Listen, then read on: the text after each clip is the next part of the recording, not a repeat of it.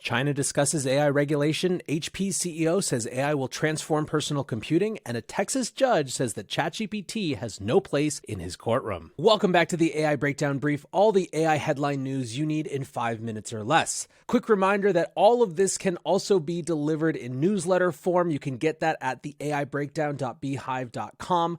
Every morning I do what I call the AI Breakdown First 5, which has basically the news that I often then cover on this brief.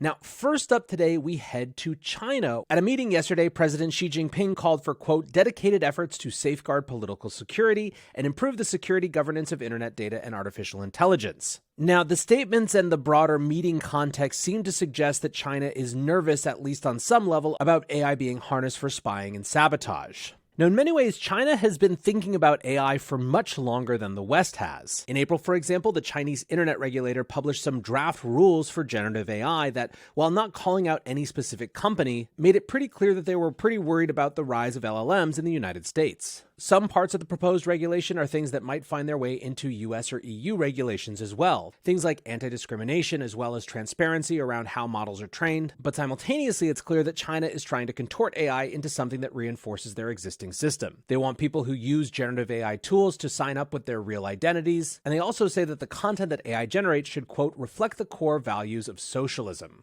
Heading back over to the US, we're definitely starting to see just how much AI might reshape markets and businesses within them.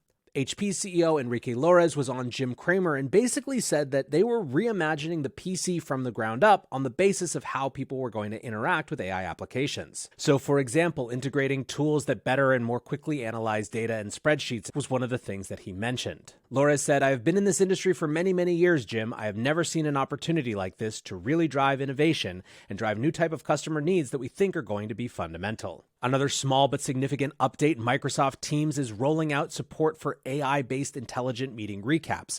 You've seen probably a ton of different tools that are trying to bring AI transcripting and AI-powered note-taking into the Zoom or conference call experience. Well, it looks like these companies are just putting that in natively to the existing platforms. This isn't a huge story on its own, but I do think reflects what we're likely to see over the next 12 months, which is every company that has any sort of experience that touches the consumer or the enterprise, figuring out if and how AI can be integrated for higher productivity. A quick update to yesterday's story all about Nvidia's big announcements. The company did indeed cross the $1 trillion market cap line, albeit temporarily yesterday. Nvidia closed the day trading just shy of that $1 trillion market, around $992 billion. But at this point, its importance to the current stock market narrative couldn't be clearer.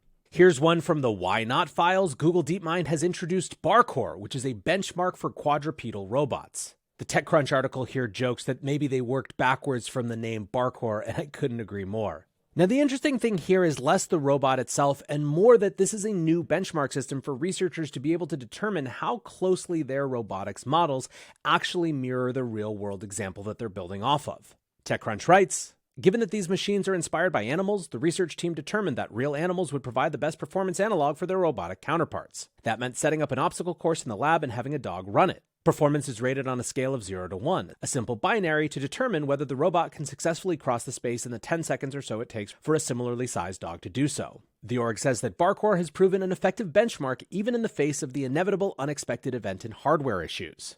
Now, moving on, yesterday we discussed a 30-year veteran lawyer in New York who had thrown himself on the mercy of the courts after it was revealed that basically all of the cases that he gave to provide precedent for his client's lawsuit against the big airline were invented by ChatGPT.